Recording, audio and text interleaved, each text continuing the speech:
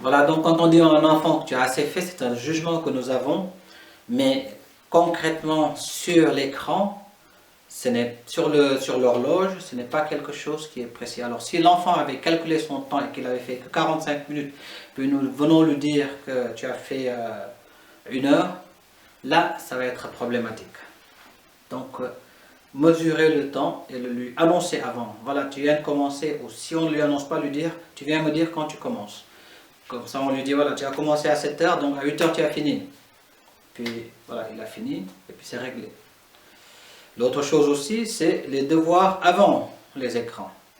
Parce que si l'enfant fait les écrans avant les devoirs, il peut être pris par le jeu qui a été fait, ou peut-être parce qu'il a perdu, ou peut-être parce qu'il a joué en ligne avec un autre enfant, et puis qu'il a perdu, ou je n'en sais rien. Il s'est passé quelque chose qui a fait que l'enfant ne sera plus frais dans sa tête pour pouvoir faire ses devoirs. Donc les devoirs d'abord, les écrans après. Pas de télé dans la chambre de l'enfant. Pas de télé, pas d'écran dans la chambre de l'enfant. Le téléphone est chargé au salon, pas dans la chambre de l'enfant. Parce que si l'enfant a le téléphone dans sa chambre et qu'il est chargé, il va le laisser allumer. Déjà, au niveau onde, c'est négatif. Mais en plus de ça, il va recevoir des messages d'autres enfants qui ne dorment pas. Parce que chez leurs parents, ça se passe autrement. Et il sera obligé de répondre. Et du coup, il sera tout le temps devant son appareil, ce qui va lui causer un sommeil plus restreint, par exemple à cause de la lumière bleue, mais aussi parce qu'il est resté longtemps devant l'écran, et le lendemain il sera fatigué, etc., etc., et les conséquences on les connaît.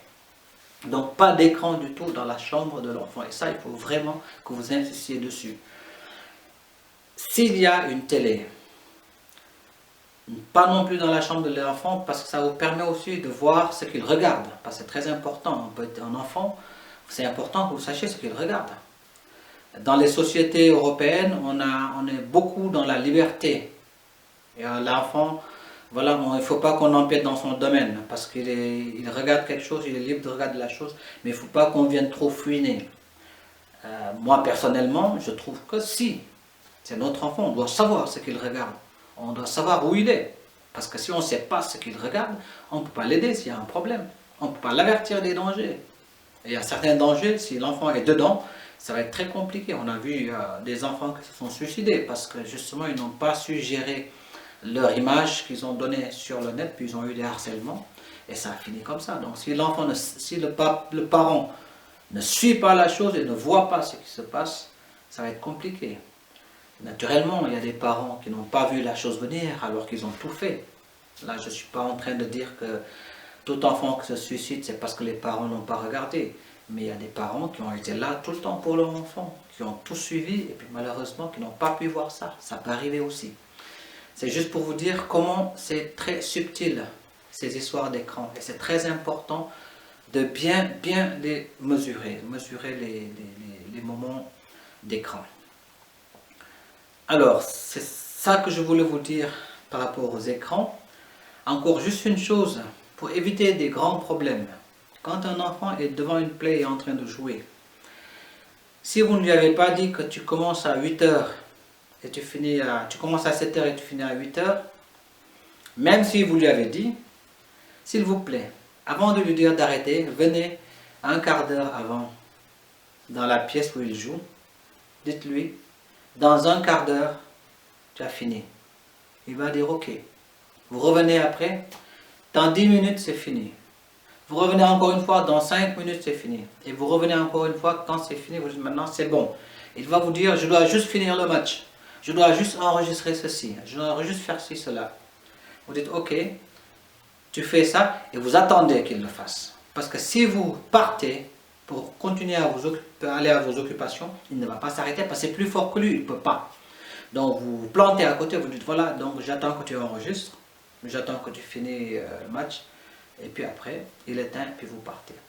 Ça va régler beaucoup de problèmes. Parce que si vous ne lui dites pas ça à l'avance, puis vous arrivez, vous lui dites c'est bon, c'est fini, même si c'est fini, s'il a perdu le match, par exemple, il va être très fâché. Et il ne va pas comprendre. Si vous lui dites non, maintenant c'est fini, stop, il doit enregistrer quelque chose qu'il a fait, il n'a pas pu l'enregistrer, c'est rageant, il faut le comprendre aussi. Donc toujours venir à l'avance pour lui dire, puis à un moment donné, arrêtez, stop.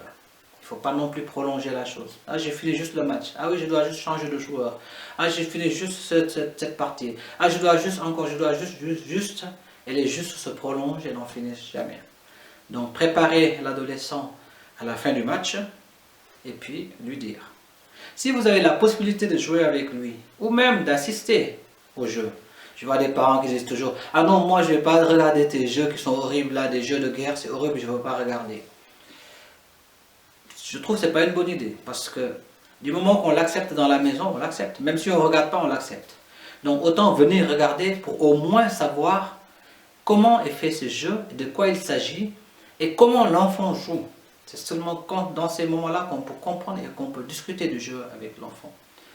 Et si on peut jouer à la FIFA ou autre chose, c'est aussi chouette, on peut jouer avec l'enfant, ça lui fait plaisir. Donc les écrans ne sont pas quelque chose à bannir, ça fait partie de la vie, mais ce n'est pas une nourriture essentielle non plus dès la tendre enfance, dès le jeune âge. Non, l'enfant doit pouvoir aller jouer, courir, tomber, monter sur les arbres, faire plein de choses qui sont des choses essentielles pour son développement. Je vous l'ai dit quand je vous ai parlé de l'enfance au début. Donc enfermer un enfant dans une pièce avec un écran et puis il ne fait que ça, il ne pourra jamais rien exercer au niveau physique et même au niveau intellectuel. Parce que le physique est un rapport avec l'intellect. Des fois quand on a les idées embrouillées, qu'est-ce qu'on dit souvent ? Ah, je vais marcher un peu, ça va me faire du bien. Quand on a faim, on dit ah mais j'ai faim, je n'arrive pas à réfléchir. Il y a quand même quelque chose qui a un rapport avec les deux. Donc si on enferme un enfant devant un écran, il ne fait pas fonctionner le reste de son corps. En plus de ça, ça donne aussi vers l'obésité parce que naturellement l'enfant ne bouge pas. Voilà, merci beaucoup.